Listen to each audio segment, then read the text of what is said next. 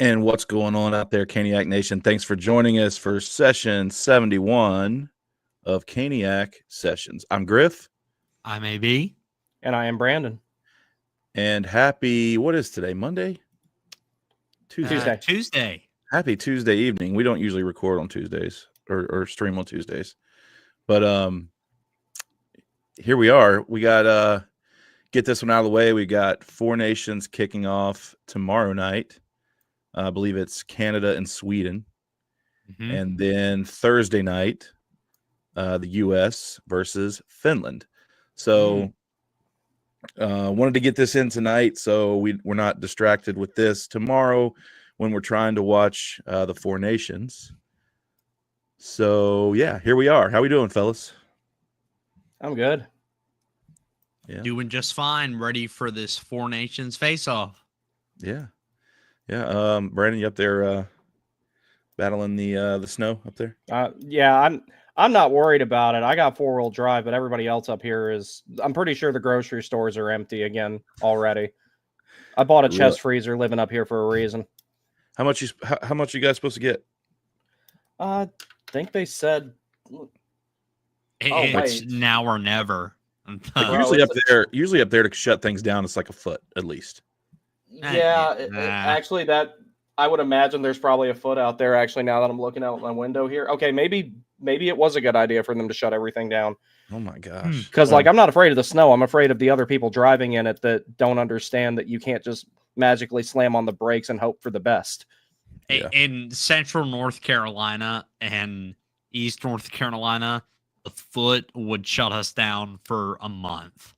5 inches shut us down here for a good week here last couple weeks ago. So anyway, all right, let's get going here. First things first, before we get going here, we are promotional partners with SeatGeek. Log on to SeatGeek.com, create an account, and use promo code caniacsessions. That's one word, no space between Caniac and Sessions, and you can get $20 off your first ticket purchase. It helps us, it helps you, and it helps SeatGeek. Also, a couple housekeeping items here. If you're watching on YouTube, go ahead and go down and click the thumbs up button for us. Let's get those likes rolling here. Also, subscribe if you haven't subscribed. I think I looked at our analytics the other day, and we've got more people watching that are unsubscribed than we do watching that are subscribed. So if you're watching this, go ahead and subscribe. Help us grow.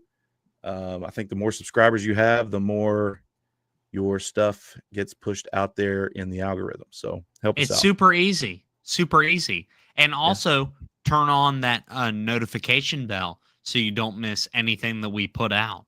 That's right. It's super easy. If you're watching on X, go ahead and like, follow if you're not, and share session 71.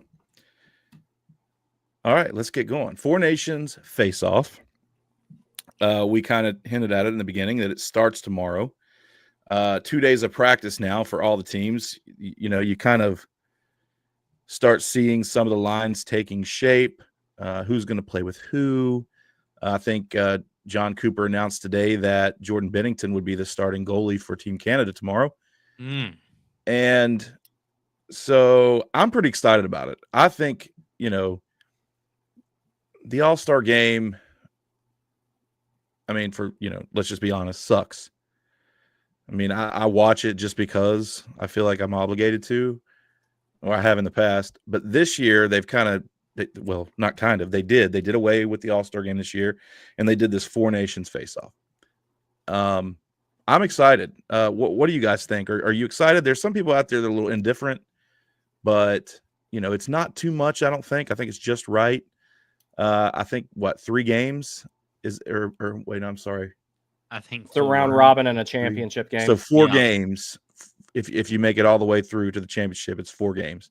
So what's your guys' thoughts on it? Are you excited for it, or could you live without it? Brandon, start us off. So I'm actually really, really excited about this. First reason being is, and I've said it for years, like way before you guys met, I don't really care about the All-Star game. And especially ever since they started like putting more stock in what Tate McRae was up to at the game as opposed to what was actually going Oh on. God. Oh. I was just kind of like, I don't really care what's going on here. And it's like Aho, last year he got cost a vacation just so that he could go up there and play for what, 6 minutes or whatever it was, for Yeah. example. So I'm just personally, I didn't even really like the All-Star game that much when I was a kid, ever since they went to the 3-on-3 format. One of the big criticisms I've heard of the Four Nations tournament in advance, and I don't entirely agree with it, and I'll get to why, is a lot of people think that it's going to be a pillow fight. I think it'll start out that way until Canada plays the United States and until Finland plays Sweden. Then that's done. The first game, they're going to be, kind of feeling each other out. You may see some line change combinations, all that, change in line combinations, all that. But by the time that the rivals play each other in this, it will just look like a legitimate best on best NHL tournament. There will not be as much physicality because this is all skill. This is all skill that they're bringing in, all four of these teams. So I don't think it'll look as much like a regular NHL game. It'll look like a regular NHL game on fast forward with a lot less hitting. I think the guys are really going to try. I really do, because this is a first of its kind, potentially only of its kind tournament. That was part of my rationale as to why I thought Rantanen was going to get signed before this started, but things just have not been great with the flu going around and everything else.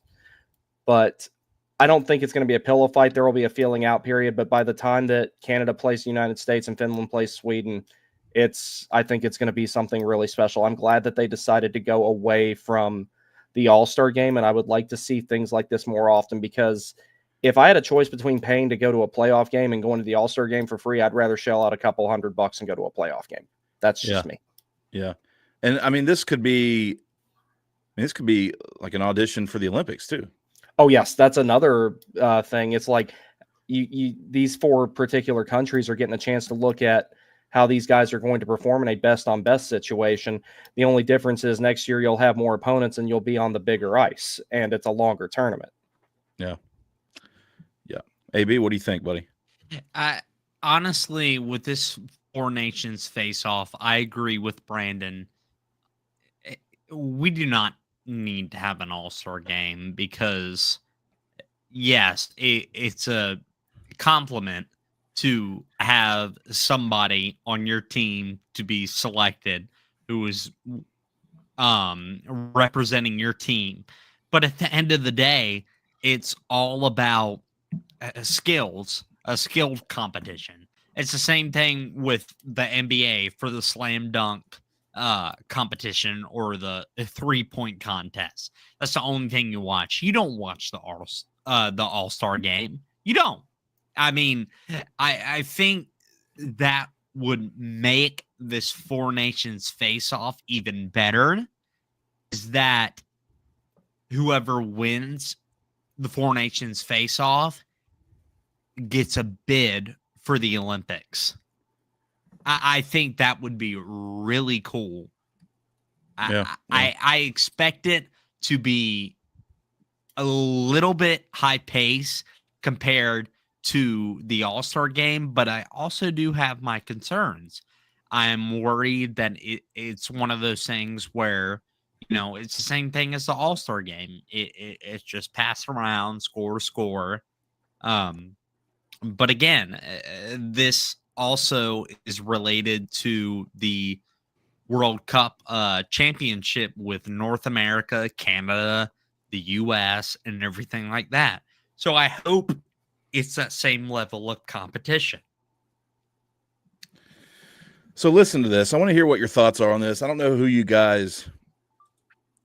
I mean, I was just kind of looking at these rosters here, and I mean, you kind of got to give the edge to Canada on the forward group, I think. Yes. I think the U.S. has the edge in goaltending and probably defense as well. But here's the thing. Listen to this. Team Canada's first power play unit: Cale Makar, Connor Mm. McDavid, Sam Reinhart, Nathan McKinnon, and Sidney Crosby. That's a nightmare. That's unstoppable. You can't stop that. Just Did you hear what Brad Marchand talked about it on that first unit? yeah. He What'd say? literally said you have to have 3 goalies to stop it. Oh yeah, I heard that. Yeah. But yeah, so and then I think, but then you look at Finland and you look at their forward group. I feel like, Finland is just full of a bunch of dudes that are a pain in the butt to play against. 200-foot forwards. The problem is though is their defense is decimated by injury. Miro Heiskanen is out. Who else? Gosh. There's two defensemen that got replaced. God, what was his name? Anyway, their defense is just decimated. So I think that, and they're solid in net too. I mean, UC Saros is no joke. Ukko-Pekka Luukkonen, solid goaltender. Kevin Lankinen has had a really good year up in Vancouver. So I don't know. Finland is one of those teams that like could just surprise you at any given time, any given year, just because of the dudes that they have on that team. And then, and then Sweden. You look at Sweden, and I think Rasmus Ristolainen is hurt. That's right. For Finland. Rasmus Ristolainen. That's right. But then you look at Sweden, and I think that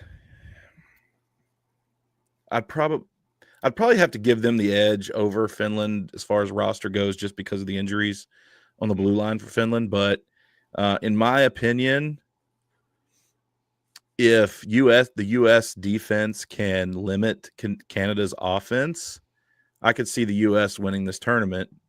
But for my money, I think they're going to finish I think they're going to finish Canada, U.S., Finland, Sweden. I think that's how it's going to finish.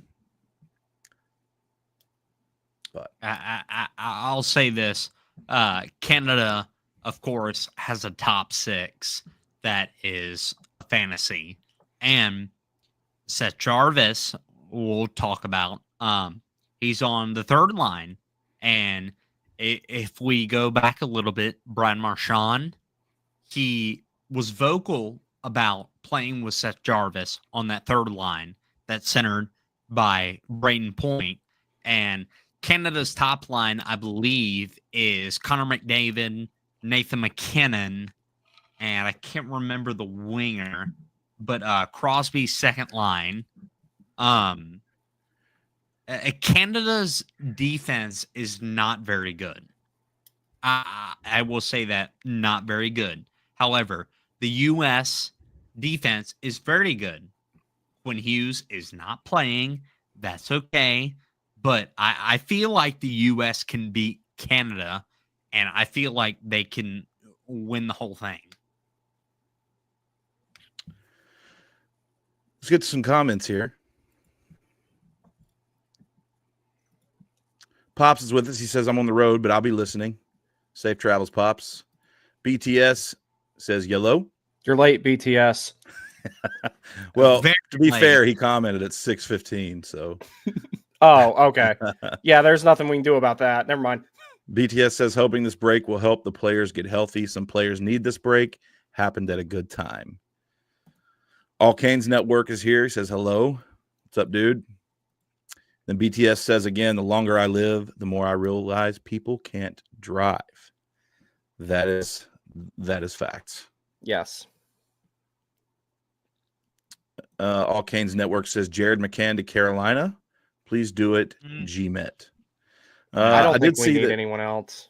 No. Yeah, I don't. I mean, I don't know. He's good. He's a pretty good hockey player. So. He is. And I think he'd be a good fit here. I just don't think we need anyone else. I think we need to let what we got marinate. Tage Thompson, Brandon. Okay, that's your dream. that's different. And it's not going to happen. BTS says he wishes they put Aho and Rantanen together. Yeah, I saw those lines today for Finland, and they had Rantanen playing up with Barkov and Lehkonen, and then they had Aho centering Rope Turbo, Hint. I think. Yeah. No, Turbo was on the fourth line today. Oh, he was? Okay. Really? Aho was centering Rope Hintz and Patrick Laine. You have like 300 Selkie votes in what the names you just mentioned there. I know. That's what I'm saying. That's a hard group to play against. They're going to win every game 2-1. Chance is with us, says, yeah, but would it hurt to trade Sean Walker? That's his Brady Shea thing. I've seen him all over. I can't. He's been in the chat before, hasn't he? That's always what he says. Trade Sean Walker. I'm about to trade Chance. Scott Thomas is with us, says, what's up, guys? What's up, Scott? All right. So, yeah, Four Nations Faceoff. I'm excited for it. I'm going to be watching. And like you said, Brandon, I don't think this is going to be a pillow fight. I think they're going hard from the beginning. I mean, like you said, maybe not physical, maybe not slamming each other off the boards, but they'll be going full speed and they'll be maximum effort, I believe. And if you get to a championship game that's either U.S. versus Canada or Finland versus Sweden, there will be some bloody noses before it's over. God. We will see. All right. Moving on to our next topic, and kind of a controversial topic. And I believe, I don't know if there's any, I don't know if there's any credibility to any of this, or if this is just a bunch of people speculating in the media. And then the next person takes it, as a matter of fact and starts, saying that reports are this, reports are that, when it could be just a lot of speculation by some of the national media. There's this narrative out there, or there's this thought out there that Carolina is open to flipping Mikko Rantanen at the trade deadline if they cannot get him to sign a contract. Which, we've talked about being a possibility. But the problem, and maybe that happens. But my problem with the whole narrative that's being pushed is it's his lack of production that is driving the discussion. And I don't think that's the case. I don't believe his production is lacking. His finishing is lacking, but the chances are there. He leads the team since his arrival in shots per 60, takeaways per 60, and there was another one. Let me pull it up here. I thought I had it in my mind, but I guess I didn't. What did chances per 60, takeaways per 60, and attempts per 60. So, I mean, they just got to start going in. He's shooting 4% right now with Carolina, but he's a career 16% shooter. It's going to be okay. So this all got started. 32 Thoughts, Elliot Friedman's podcast. He reported that, teams around the league are really going to use this Four Nations break to kind of, get to business, get caught up on some business, and figure out who they can and cannot sign as far as their free agents, their pending free agents go. And they're using this time to kind of position themselves for the trade deadline. We lost AB. Anyway. Let's see. I lost my place here. Anyway, they're going to try to use this time to figure out who they can sign and who they can't, so they're positioned for the trade deadline. So that way they know who they can send out and who they are going to keep. And then also, so they know how much money they got to spend. So there's also, Friedman also talked about, a lot of teams around the league are kind of waiting to see what happens with Mikko Rantanen. So he's kind of setting the pace right now, and this whole situation is kind of setting the pace right now in the NHL, because if Carolina can't get a deal done, they may consider flipping him. So they're kind of putting the pressure on him right now. Like, look, we want to sign you. We want you here. We want you to be a Hurricane for years to come. We want you to play hockey in Raleigh. We want you to be part of this team. Let's go win a cup. Right? We've got money to spend. You can be the guy here. Like, you know, they've got a great pitch. They got the 8th year. They can pay him what he wants. And I believe that they're positioned to pay him what he wants, and they will. But if he just says, like, you know what? No, I don't want to live in Raleigh. I don't want to play for this team. I want to be somewhere else. And that's his right. Like if I was a hockey player and I got traded to Winnipeg, I would be like, you know what? No, I don't want to be here. So, you know, if that happens, maybe they do flip him. Maybe they do trade him, just to make sure that you're not giving up Jack Drury and Martin Necas for a player that's not part of your future. You've got to go find somebody that is. At the end of the day, do I believe it's going to happen? Nah. I really don't. I think he's going to sign here.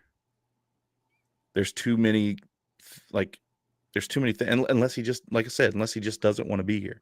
But the hockey side of it, like, he's, you know, if you take out the human aspect of it and you just look at the hockey side of it, it's, you know, that you sign with Carolina. But yeah, a lot of teams are waiting to see. You know, a lot of teams that are interested in possibly signing Mikko Rantanen or trying to trade for him, if, you know, that would happen. They're kind of waiting to see. Is he going to sign? Is he not going to sign? Do we want to try to make a run at him? Do we not? So it's kind of like the first domino to fall in a way. And yeah, but here's my thought, and then I'll let you speak on it, Brandon. Okay. My thought is, we might not see a deal before the trade deadline, but if this goes to the trade deadline and goes to March, say it's March 8th and he's still on this roster and we don't have a deal in place, I think it's because they're negotiating. So if his agent, if the Rantanen camp says, hey, we want to work a deal out, we're going to stay here, like, you know, let's negotiate a little bit, whatever. Maybe it doesn't get done by the trade deadline. But I do not believe that Eric Tulsky and Tom Dundon, knowing how they are, I do not believe that they let him go to March 8th if they don't think they can sign him, or if they're not negotiating, or he says no. I think they're going to give him an ultimatum, and if he says no, they might do it. What do you think? So I think that for the most part, you're spot on with what you're assessing here. But here's some stuff I'm going to go over with this. I think that part of the reason they acquired him as early as they did was so that they could gauge how likely he would be to sign.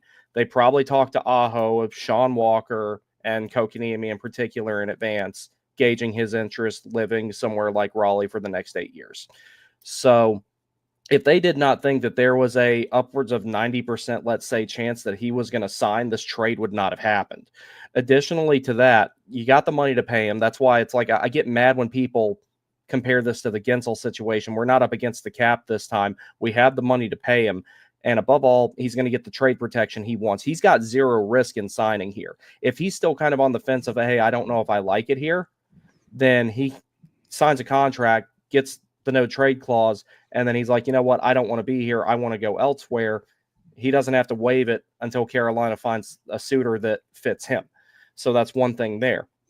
Additionally, because of Carolina's reputation, and I put that in air quotes for those of you on audio, for not paying players, which is absolutely not true. If you go back and look at who all we have paid over the last few seasons, people are automatically jumping on, oh, Dundon's being cheap. He's not going to sign him. This was a stupid rental. They know nothing about the situation. And a lot of these people that are saying these things, they're actual legitimate reporters, and it doesn't take somebody close to the situation to kind of figure out that they probably do have a contingency plan of some sort in place if he does not sign by the trade deadline, so they can at least recoup some of the assets they gave up to get him in some way or another.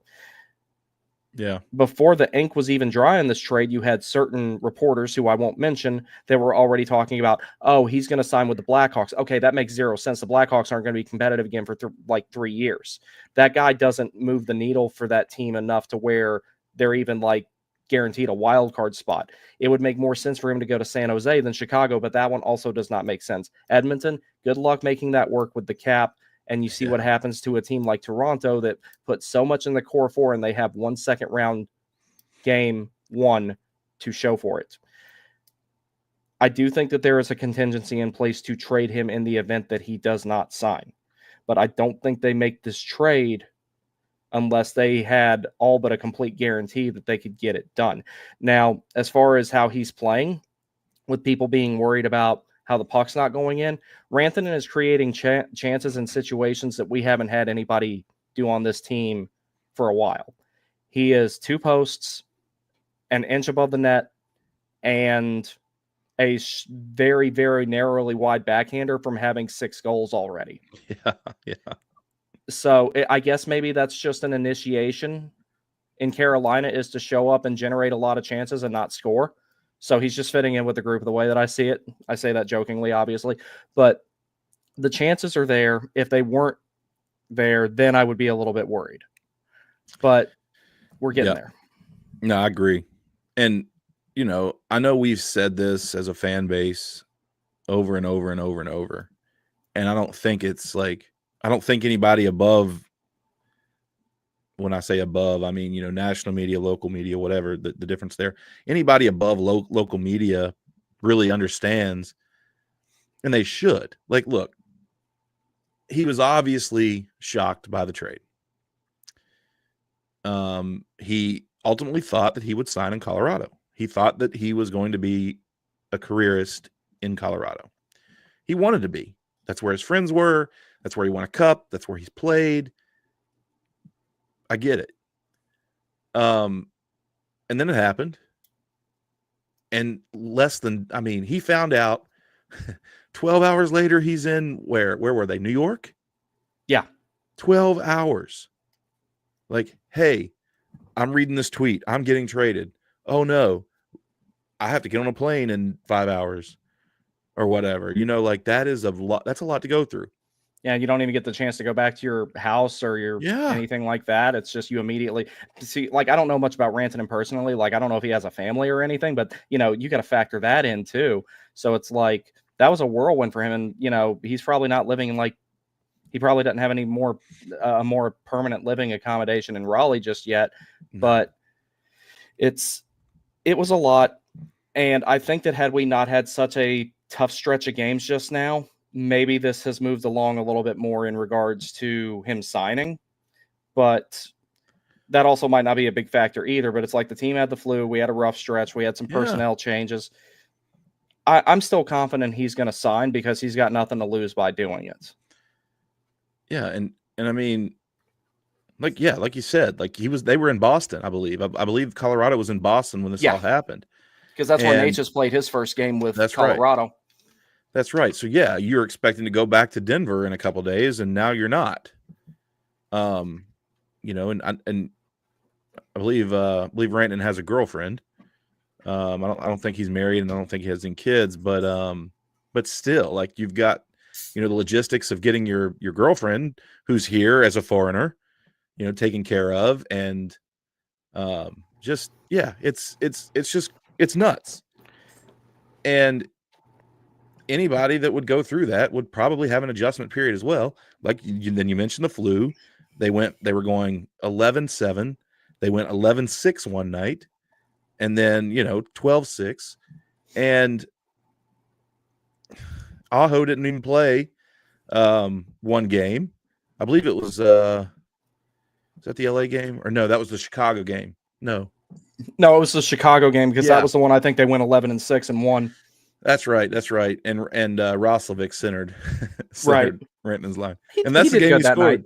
Yeah. That's the game he scored his goal. But Yeah, well, I remember seeing the lineup going in that game. I'm like, this is at least going to be entertaining. yeah. So I just I don't know. It's just, and then but the fact that he's, his numbers are, the underlying data and the underlying numbers are still supportive of a successful hockey player. The finishing has not been there. Like you said, a couple posts, 3 posts, whatever. And eventually it's just going, the regression. And when I say regression, I mean, to the mean will happen. He will start finishing a lot of those chances. He will. And, he was brought in specifically to be the guy that, like, Carolina's volume shooters, they shoot a lot from the point. They shoot a lot from everywhere, honestly. They're like that CCM commercial with Connor McDavid, if you ever saw that. But we needed that guy who could make those really dynamic plays, those really short 2-3 foot seam passes right in front of the crease, or shoot the puck and tuck it into places that other guys normally can't. Rantanen is a very special player in that regard, and he's exactly what we needed. We needed him more than we needed someone like Martin Necas, henceforth the trade. And now Necas is playing somewhere where his style is fitting in really, really well. But Rantanen is going to start producing in those situations. Once he gets one to go in, the floodgates will open. It will be fine. Yeah. And, on the other side of that, like you mentioned, Necas, that dude's been waiting to get out of here and play in a system like Colorado's, like, his whole career. Yeah. I bet you that dude was so excited. I mean, obviously, yeah, he enjoyed his time here. He was, the guys in the room and all that stuff, but as far as hockey goes, he was ready to he was ready to go. And I don't blame him, because, like, making that big of an adjustment from the type of player he always was and then trying to play the way that Rod needed him to play, that comes down to a nature versus nurture thing, and that's just not in Necas' nature to play that way and play to his strengths. And that's not a slight on him or Rod. It just ended up being a compatibility issue. Yeah. Yeah, I agree. And he's just not the kind of player that wants, I mean, and I don't mean this in a bad way. It's just fact. He doesn't like to play physical. He will, but he doesn't like to. How many times have you seen him go hard into a corner and then literally give the puck up just to avoid a hit? Oh yeah, he'll pull up at the last second, and people knew that too. Right. Like, and they were exposing that. That was particularly bad in the playoffs. Now, granted, even in the playoffs with Colorado, he won't need to play with that type of physicality. And Rantanen's physicality is not so much of the laying the body on people aspect. It's more of the absorbing contact and protecting the puck aspect. Right. Because one thing that he has not had a problem with from the very moment he put on a Kane sweater is protecting the puck below the goal line when 2 and 3 guys are draped all over and trying to take it away from him. That we needed that more than we needed the, albeit really fun to watch, amazing skating ability of Necas. Yeah. I mean, I do think we missed Necas on the power play as far as like zone entry is concerned. But of course the power play wasn't scoring when he was here either, so I don't know. Anyway, yeah, I just think that, it's an adjustment period. But he's a hockey player, like he's a pro. He knows he's getting chances. He knows he's playing well. He's frustrated that he can't finish, as we saw, slamming the stick off the bench and everything else that he was doing in the Minnesota game. Of course, the entire team was frustrated in that game. It's just a frustrating team to play against. But he knows, he just because, us as fans and a lot of the fan base that just, aren't in the moment, they don't understand. They see the points. They see 1 goal, 1 assist, and they're like, oh, what a bust. But no, that's not the case. And he knows that. He plays the game. He watches the video. I'm sure he does. Most of these guys go back and they watch every shift they play. He knows he's getting chances. He knows he can succeed here. Yes. And, I ultimately think that it gets done. It might not get done by the trade deadline, but I think that if you see, like, again, I'm going to repeat myself. If you see this go beyond the trade deadline and he's still on this roster, that's because there is an agreement, at least the shell of an agreement in place. They just have to hash out the details. Yeah, and a lot of times that comes down to like a $500,000 difference on the AAV, the ins and outs of the trade protection, if it's going to be heavily front loaded, or, there's a multitude of little factors where, or like the salary deferment thing, for example. That's part of what held Jarvis's contract up, was Right. they were fit. Like, we already knew he was going to stay. Like, there was zero question about that. They just had to figure out how they were going to do the deferred salary structure, because it had never been done in significance before. The only time it had been done before that was Slavin, and that was hardly anything against the cap hit. And while we're at it, one of the things that I've seen that annoys me, and this is something that I think is not fair to say about any of the four players I'm going to mention: Sebastian Aho, Nathan MacKinnon, Mikko Rantanen, and Martin Necas. One of everyone's favorite arguments right now, especially that one guy we got into it with that was talking about, somebody went back and found a post where he said Mikko Rantanen is going to be the greatest winger in Colorado Avalanche history. And then the moment he's gone, he was a McKinnon merchant. And then there's people who say these dumb things like, well, if you put me out there with Nathan MacKinnon, I'd have 100 points too. One, you wouldn't survive one lap at public skate without seeing your life flash before your eyes. Don't say stuff like that. It was the same thing when people were like, well, of course, Tony DeAngelo had a positive plus minus. He was with Slavin. You can't just put anybody out there and then succeed. You don't just... If you put Sebastian Aho with William Carrier and Jordan Martinook and said play all 82 games like this, he would be lucky to have 70 points. You have to put the right people in the right places. Everybody is a merchant, as they put it, of somebody. So that's why Necas is going to succeed a little bit more in Colorado, is because of playing with someone who complements his style more like McKinnon does. But people saying that just because Rantanen is playing with in some ways, Aho's not as good offensively as Nathan MacKinnon. I know who I'd rather send out there to kill a penalty, but it's not like it's a drastic fall off. If Mikko Rantanen's a 103-point player in Colorado, he'll be at least a 95 one in Carolina. But he's also a guy that can elevate Aho's game, and they're going to bounce pucks off each other, and both their numbers are going to go up here. But I just hate it when people say, oh, so-and-so is a merchant. You have to be qualified to be there. Zach Hyman is good enough to play with Austin Matthews and produce a lot. And then he goes to Edmonton and plays with Connor McDavid and continues to produce. You don't just put anybody in those positions. That's why I don't like the whole merchant argument thing when it comes to stuff like that. You don't just put anybody out there to do that job. Yeah. Fully agree. Couldn't have said it better myself. Yeah, but we will see what happens. Worst case scenario, he doesn't sign. Worst case scenario is we keep him through the playoffs and then he walks in free agency. But let's remember, yes, we lost Necas, yes, we lost Drury, but that's money that we have toward the cap. Okay, so if Rantanen walks as well, yes, it would suck to lose him, but you still got a ton of money to make a very big splash in free agency. Plus, we didn't give up a prospect. That's right. And we also didn't give up our first-round picks that we will trade to get more picks. We're fine. Yeah, agree. So, but again, there's more reasons that he would sign than there are that he would not. And I think the organization could pitch it to him. I think this could be his franchise. His. Not Nathan MacKinnon's, not Kel McCarr's. His.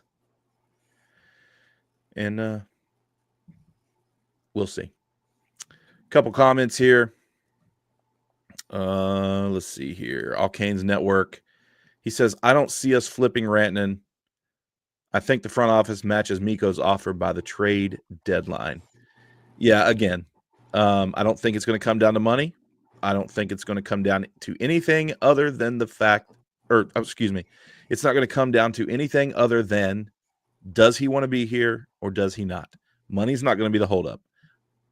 Eric Tulsky, Tom Dundon do not execute this trade if they're not prepared to pay him what he wants. There's, we know what the floor is. Nathan MacKinnon was making 12.6 in Colorado, so that's the floor.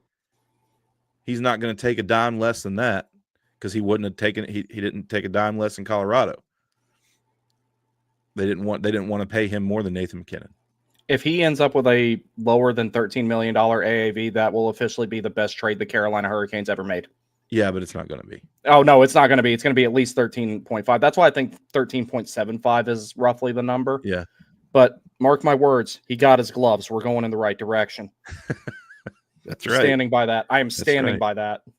I think that if you see it below 13.5, I think it's because they have some deferred arrangement in place. But if not, if there's no deferred salary, then it's going to be 13.5 or more. I mean, we could look. I think we all should be prepared for 14. I mean, it could happen. I'm good with it. And I think that the Canes are prepared to pay it. I just do. I mean, you just don't pull the trigger on this if you're not going to pay it. And they learned their lesson with Jake Gensel. BTS Not the Band says, Moose is signing here. I'm not letting anyone tell me otherwise. I'm getting my hopes up 1,000%. I hope you're right. Chance, Mr. Trade Sean Walker himself. Just playing Chance. He says, sorry for circling back, but can they fight in this Four Nations tournament? Yes. I mean, I'm assuming they can. It's NHL rules. I'm just not expecting to see any. These are all skill guys. Yeah, I don't expect a fight. I mean, unless, I don't know. This is a little, I mean, you never know. You never know. I wouldn't rule it out, but I don't expect it. I think I'm not expecting one either. No, I mean, I think unless like somebody's getting blown out and someone just gets pissed off and then goes from there, maybe. But like Dustin Byfuglien did at the end of World Cup of Hockey. Yeah, or they just want to put on a show that it's a prearranged little agreement to, just for the general effect of the show. I mean, I don't know, kind of like they did in the Stadium Series, Chicago and St. Louis. Yeah. Was it Foligno and Shin? They fought. Yeah. And I guarantee you, Jarvis is probably going to be texting Aho, hey, we're going to fight tonight, right? We're going to fight tonight, right? Huh? Dude, that would... I would laugh so hard at that. Yeah. Frankie. All right. Last topic, and then we're going to get out of here for the night. But there's been some discussion, and I've been involved in said discussion about Rod Brendamore's system. A lot of people, because of all the Mikko Rantanen dialogue that exists out there right now, a lot of people have to find an excuse. Now, whether or not that excuse is valid is, I guess, what we're about to discuss. But, and this is kind of, this discussion has really been prevalent the last couple of years since, Carolina's had the rosters or been the favorite to win the Stanley Cup and then coming up short yet again, second round exit. And, I guess if you don't win a game in the Eastern Conference Final, I guess that's still, in my opinion, still technically a second round exit. So a lot of people think that, Rod Brendamore's style of play in hockey, his system, limits the offense or cripples the offense or doesn't allow for offensive creativity, however you want to spin it, because everyone is expected to be defensively responsible all over the ice. Now, Brandon, I'm going to let you start on this, and I want you to give your thoughts on it. Do you agree with that? Do you think that, a lot of people think that, hey, like Martin Necas, he could be better somewhere else, or Mikko Rantanen as a Carolina Hurricane is not, because he's got to play defense, is not going to allow him to produce as much as he did in Colorado and whatever. What are your thoughts on that? Do you agree with it? Or do you think it's bogus? To an extent, I do, but let me be very specific with it. You remember that one post that I made that made the rounds that got a whole lot of attention on X? Yes. To add on to that a little bit more and maybe word it a little bit better. when I was talking about how the system kind of does hamstring offensively minded players, that doesn't mean that it suppresses offense for everybody, because it does not. I think that's why you move out a guy like Natchez, who wasn't ultimately going to be a good fit with it, and you bring in someone like Rantanen, who will fit in with the system in due time and start producing within the system at a higher rate than probably anybody that we have ever seen once he gets acclimated to everything. But we also have to remember Rantanen is really good. Like you were talking about the whole takeaways per 60 thing, he gets a lot of those in the offensive zone. One thing I noticed about him immediately is he's a pretty ferocious forechecker right out of the gate. No one had to, tell him to do that. So that's one thing to consider with it there. The system itself, I think for the most part, is fine. Like I was asking for in that post, I just want some more adjustments to it. And ultimately, one of the ways you adjust the system is to make personnel changes. And one of the changes was Natchez out, Rantanen in, for example. I am not as harsh on it as, say, our friend Sam Driscoll is. I do want to see a few things be a little bit different. How specific that I can go into to that is hard to quantify, because it's not like they're choosing to dump the puck in over getting clean entries. That nobody does that.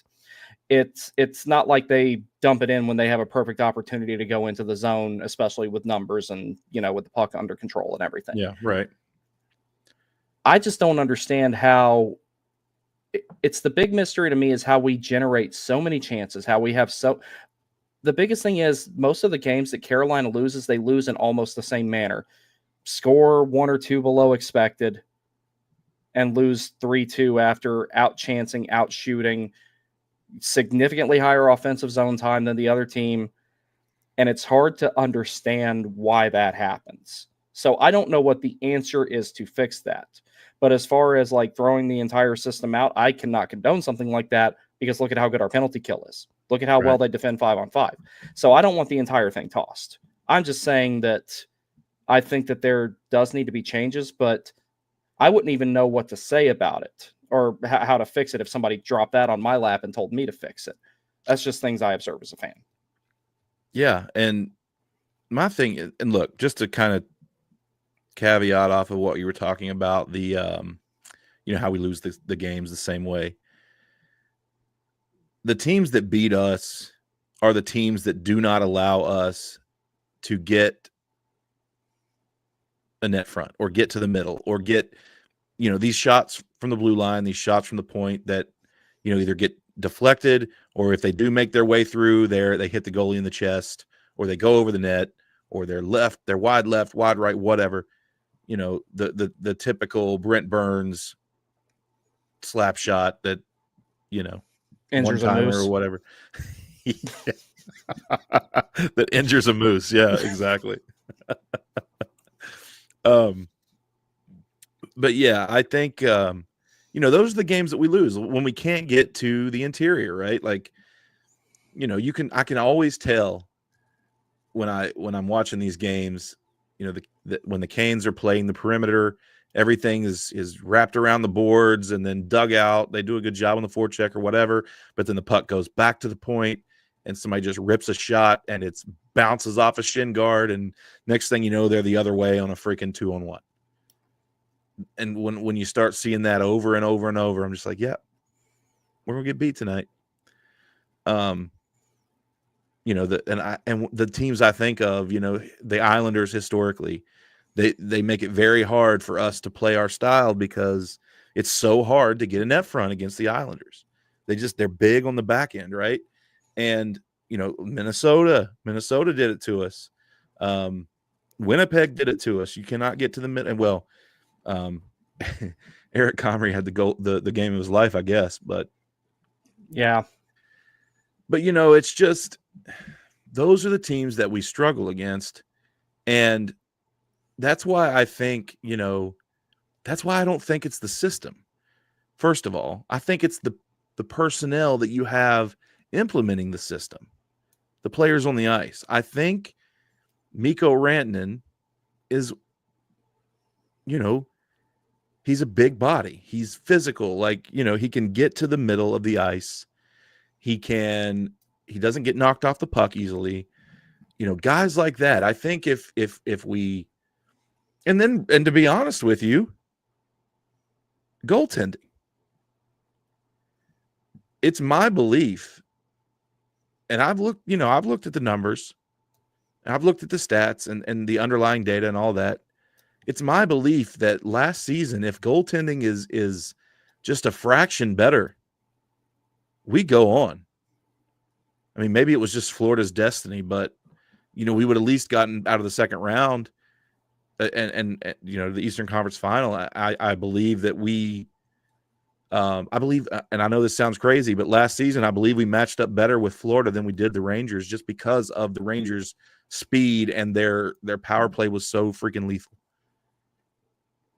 And ours wasn't. So I thought we matched up better with Florida. And if Freddie would have held up in that series, we go on. And then 2 years ago, I think back, Freddie had a really, really, really, really good playoff. We got through the Islanders, then we got through the Devils, then we got into that Florida series where we got swept. But man, if you remember, Freddie stood on his head for several of those games, and he was still lights lost. out. Yeah, he was absolutely lights out. But if you recall, that was the same season that Max Pacioretty only played 5 or 6 games. Svechnikov and Kasha. Svechnikov tore his ACL post-trade deadline. Andre Kasha played 1 game. And if you remember, Teuvo Teravainen broke his wrist or thumb or something in the Islanders series and didn't even come back until game 3 or 4 of the Eastern Conference Final. Actually, I think he was ready to go right before game 1, because I remember what you were talking about. He got slashed and it broke his hand. Yeah, by the John Islanders. JG Pajot. JG Pajot did it, yeah. But yeah, no, it's we definitely have run into a lot of bad luck. And okay, I've had my criticisms of the system before, but here's one thing I can safely say about it. They are not dumping the puck in nearly as much now as they were in 2021-22 season, because I feel like that's all we did in the playoffs that year. Mm-hmm. I never saw it that bad again since then, for one thing. And it has gone in the right direction. It's just, it's like the last little bit of adjustment needs to make. It's the fine tuning at the end is the hardest part. It's kind of like when you're screwing something in. It's all easy to do until you get to the end and you really got to hand crank it down. Yeah. That's where Carolina is. They made a good personnel change by moving Nations out and bringing Rantanen in, like you're saying, a big guy who can protect the puck, work his way to the front of the net and bully people in the process, and create that close range offense that we have been lacking, especially of our top 6 forwards. I think there's some valid criticism of it and everything, but the one thing I want to ask anybody who wants to replace Rod, okay, fine, with who? Yeah. Because there's no one out there that you can say is a definitive 110% upgrade. You cannot say that Jay Woodcroft is automatically an upgrade. You cannot say that David Carl is an automatic upgrade, because those are unknown variables. We know what we're getting with Rod, and the team is really, really good in 2/3 of the ice. We have very few things left to figure out. Yeah. We're closer to winning a cup than we are not winning one, in my opinion. And the last thing that I will say to put a bow on it, a lot of people, the reason why they have the concerns that they have, me included, things are good. The future is bright. I just don't want us to end up being the 2017 Ottawa Senators. That's all. That's where my concern is, because they were 1 game away from the Stanley Cup Finals. Everyone said that they were going to be there next year, and they haven't made the playoffs since. It looks like that they will make it this year, it looks like. But I think that's where concerns like mine are coming from, is I know that, I mean, anybody does, that things can come apart at any given moment. I don't see that happening with this team. It's too well put together and it's too well coached. But that's where I worry about it. And then not to mention 8 years is going to go by pretty quick. Yeah. Well, I don't believe it's the system. I think the bones of the system are strong. I think that, anything that's lacking in this system is because the execution is not, I'm not saying where it should be, but it's not good enough. and maybe that's a personnel thing. I think that you look at they call them the Corsi Canes for a reason. That to me is the problem is finishing. And it's that's why I take it back to personnel. Like, yeah, I believe that we are a superstar away from this being like reality. And goaltending. Goaltending is very important. I will die on that hill.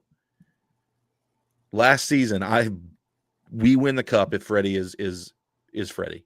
If he was 22-23, Freddie probably. Yeah. Like, that's all we needed. Because we had an entirely healthy roster. We had Gensel.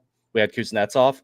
We had Pesci went out, but D'Angelo did fine in his place. He did. And it's like, not to mention, Tony didn't even see that much ice. He was used 5-on-5 only because he sure as hell doesn't kill penalties. Mm-hmm. And he got a little bit of power play time, but not that much. And he was fine. And it's like, we've always been pretty deep on the blue line ever since we've entered this era with the Canes, and I'm not worried about that changing. So we're a lot closer to where we need to be, and they've been really smart about not. A lot of other teams would have blown as much money as they could to keep everybody, i.e. Pesci and Shea, and we would not be able to talk about having someone like Mikko Rantanen on the team, and we needed that more than we needed a Pesci or a Shea. Absolutely. So we're in a pretty good spot. It's just when we go into rough stretches of games, I mean, I can be a bit of a doomer at times myself, but, you know, it's like after a while, I'm like, okay, let me take a deep breath. Let me come back to earth here. Okay, this is not that bad. Yeah. Oh, look, when I'm emotional, my takes get crazy too. Like, I get it. That's why that post I put out the other day, I was like, look, sometimes I need to take my own advice. But yeah, no, I'm the same way. At the end of the day, though, like I don't believe it's a system. I believe it's a system, and no system is without flaw.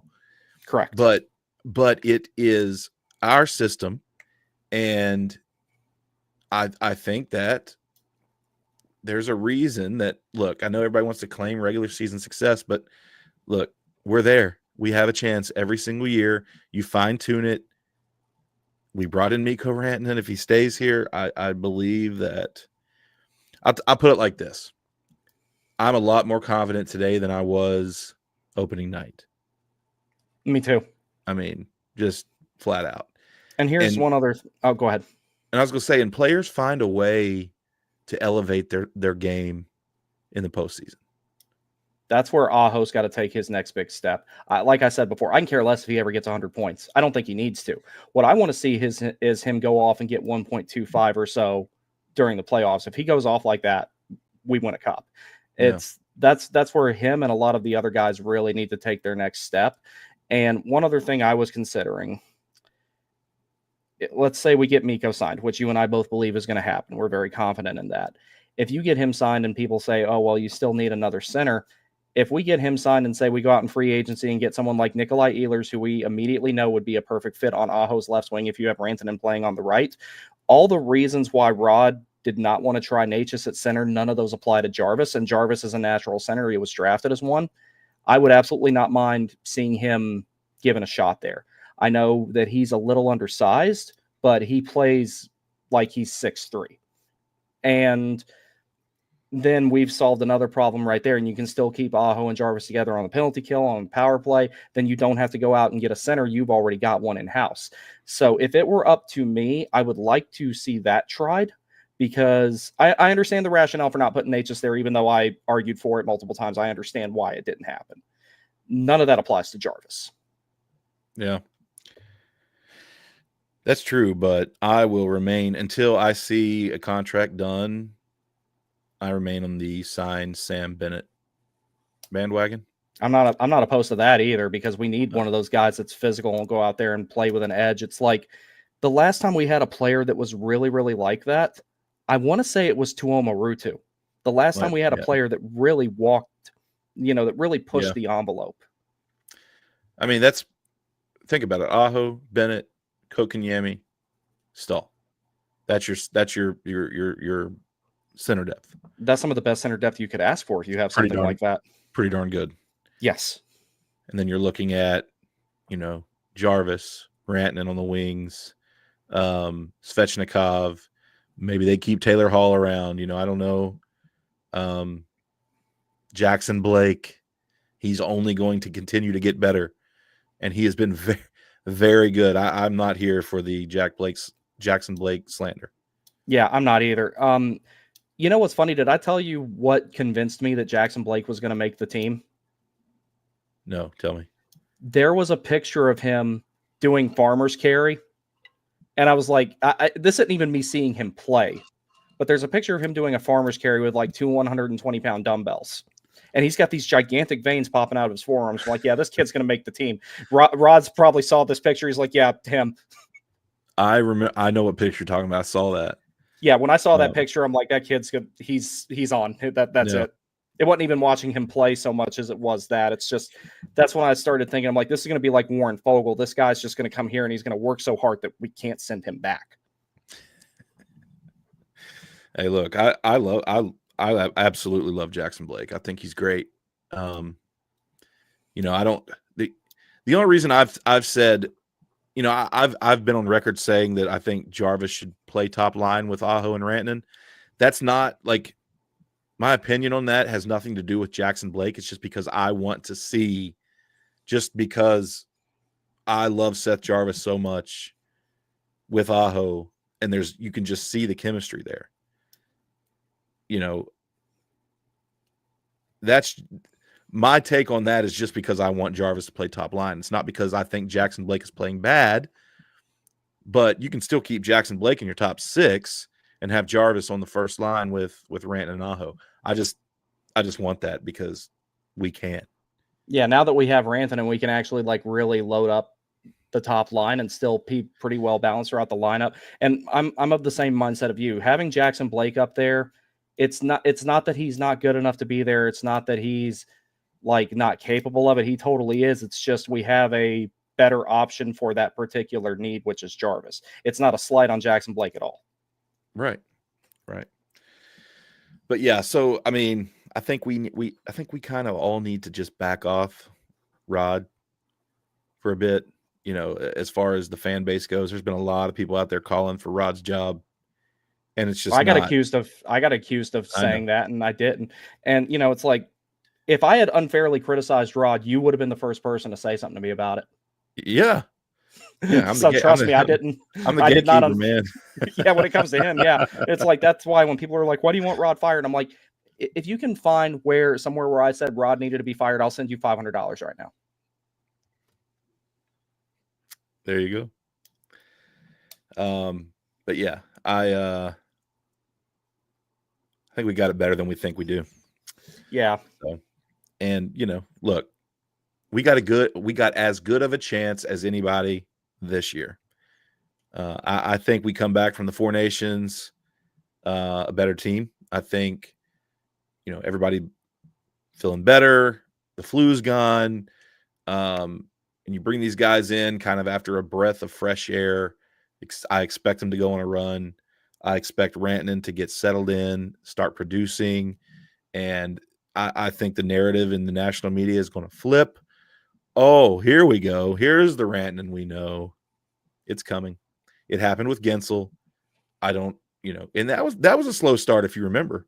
Yeah, and he had they tried him out on like 3 or 4 different lines, whereas Rantanen, he's been with Aho the whole time except the game that Aho missed because he was sick. Right. So it's coming, and I think I think it's going to be fine, and we're going to go on a nice little run here. We might not catch Washington. I don't care really if we catch Washington. Every time we win the division, nothing good happens anyway. That's don't true. Need it. So I think we beat Washington in a 7-game series. That might be a hot take, but I think we do. Not a hot take. You remember what they said was going to happen last time we played them in the playoffs, and we all know what actually happened. Now, that being said, I think it would be harder to beat them this time than last time. The team they have now, I think, is better than the one they won the cup with, to be perfectly honest. We're also significantly better than the team that was half call-ups and half rookies that beat them in the playoffs. Yeah. But I would expect a 7-game series out of that, yes. Yeah, well, I mean, but they've got a lot of guys that have never done it before. I mean, they've got a lot of dudes that have never had a playoff run. I mean, last year they got swept out of the first round. And, Ovechkin is not the spring chicken that he once was. So I just don't I don't know. I don't expect them. I know Logan Thompson and Charlie Lindgren have had decent years, especially Logan Thompson. But I don't expect that to continue in the playoffs. I just don't. And I think it'll be a lot like last time.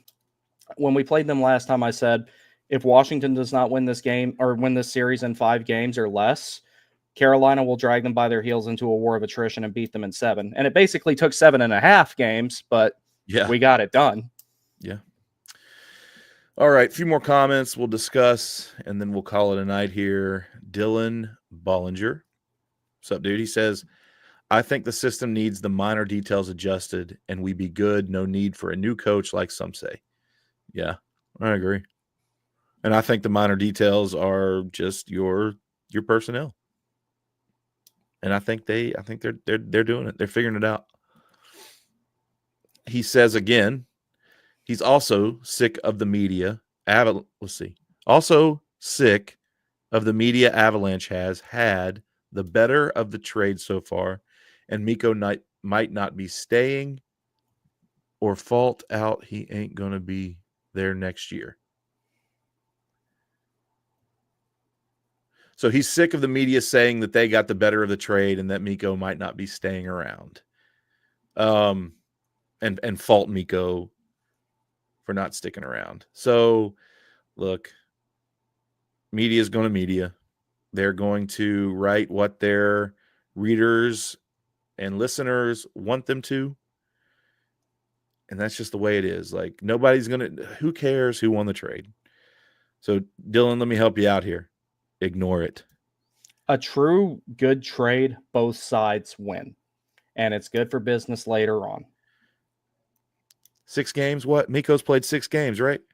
Yeah. In a flu-ridden locker room. It's too early. Yeah, it's way too early. And I just hate that he didn't get to play in that Utah game because he probably would have had a few points. Oh, yeah. If we might have won that thing 10-3 instead of 7-3 with him there. It's like it would have been like it was a football score the day before the Super Bowl. All right, last comment here again from Dylan. He says, so Alexander Nikishin is coming to join the group in early April after KHL season. Who does he line up next to? I don't think that's accurate. I think the KHL made a change last year to where contracts do not expire until the end of May. Am I right on that, Brandon? Yeah, because the season ends on March 31st there. I'm not entirely sure if they have a different structure for if it's a different thing during the playoffs or whatever it is. Even if he were to be here, I don't think they're going to pull anybody out of the lineup to put him in. And if there was an injury, they'd probably put him in. But they're not going to Rod does not hell, no coach really. Nobody likes to change their defense. That's one of the riskiest things you can do is changing your defense. It's a lot less risky to switch up your forwards. Yeah. I don't see him being in the lineup unless it's out of necessity. I'm not sure what they're going to do with him when he gets here. I wouldn't be surprised if they send him down to Chicago and let him get some reps there just so he can keep his feet underneath him. I'm not sure. That I'm going to have to see how all of that plays out. I believe the AHL season will be over before he gets here. Oh, no, theirs runs a little bit longer than the NHL does, so I think he'll be here in time for that. Okay. Well, I think. End of May, if he can't come to North America or sign until the end of May, then you're talking about well into the Eastern, or you're talking about the start of, or even well into the Eastern Conference Final. Yeah, and then he won't play at that's the stakes are too big for someone who's not acclimated to. I don't believe. Yeah, I even if he comes at the beginning of May, I don't believe that we'll see him in the lineup this year again, barring an injury. But it's just look, he's a great player. He is going to be a great player here for a long time, but there's still an adjustment period for him. He's not going to come in and be, day one, he's not going to be great. No, he's got to learn. He's got to learn the system. He's got to learn smaller ice, right? KHL is bigger ice. So here's what's funny, and I have to give a shout out to Liam Atkinson at Black Stitch Hockey because he's the one who taught me this. Okay. All the KHL arenas are they're not all different, but they don't all have the same ice surface. So some of them still have the old 200 by 100. Some of them have went to the more Finnish hybrid style ice, which is like 200 by 90, 200 by 95, something like that. And some of them have the standard North American 200 by 85. I actually didn't know that until he posted it one time. I'm like, okay, that's really cool information. I actually did not know that. I didn't know that either. Yeah, no, that's really cool. So basically what they're doing with modernizing the K is every time someone gets a new arena, they're going to, like SKA did, for example, they go to the 200 by 85, the standard North American ice. And that's one thing that does raise a question for me is as the game gets faster here at the NHL level, especially, do they consider increasing the ice surface here? I'm not saying go to the 200 by 100. I hate that. I've skated on that. It's no fun. I would maybe see if they could consider going to the Finnish style, the 200 by 90. That extra 10 square feet might not be a bad idea in the future. You'd have to adjust every arena. I don't know. Yeah, but I mean, that's actually not that hard to do because they do it for like the Olympics and stuff and for the World Championship and everything. Like, that's actually not that hard to do. Okay. Yeah. Well, then maybe he doesn't have to adjust too much to the ice. However, there's the system. We've seen almost every player, every defenseman almost come into this system and have an adjustment period. We saw Burns. We saw Orlov. Actually, Sean Walker really didn't. It didn't take him long. Sean Walker adapted pretty seamlessly. He did. And lest we forget, Brady Shea actually had a really hard time adapting to it. Yes. Yep, he did. Sure did. So, but yeah, look, I think Alexander Nikishin is a next year thing. He'll have the off season to train here. I think he'll be here. He'll probably come over and be here throughout the summer. I don't think he'll stay away. I think he'll get over here and try to acclimate quickly. Since he basically has been in Russia, there's no need to go home on vacation when you've been there. So, yeah, I think he'll be here. We'll see him go through training camp, the preseason, and then opening night of the 25-26 season. I think we'll see him start for the Canes. So, all right. Well, that's all I got, Brandon. I will give you the last thought, and then I'll take us out of here. So one other thing about Nikishin's game, another big adjustment he's going to have to make. He's coming over here to play in a more skilled league. He'll still rock people. He'll still throw those big hits we're excited about and everything. It will not be nearly as frequent, though, because there's going to be a lot of guys that he's going to try to do that too over here, and they're going to step right around him. It's going to be significantly harder to do here than it was over there. Yeah. All right. Well, I'm excited for the Four Nations. I'm excited for that to be over and the team to get back to Raleigh, or excuse me, they're going to Toronto. And then back down here for Whalers night on the 27th against Buffalo. So thanks so much for listening to session 71 of Caniac Sessions. If you haven't already, like, subscribe, follow, notification bell, give us a rating and a review, all that good stuff. Check us out on X, Instagram, Facebook, Threads, YouTube, everywhere at Caniac Sessions. You can check out Brandon on his personal YouTube at The Warning Take. Tons of great stuff over there. I'm sure most of you have seen a lot of that. So thank you so much for listening to session 71, and we will see you in session 72. Bye.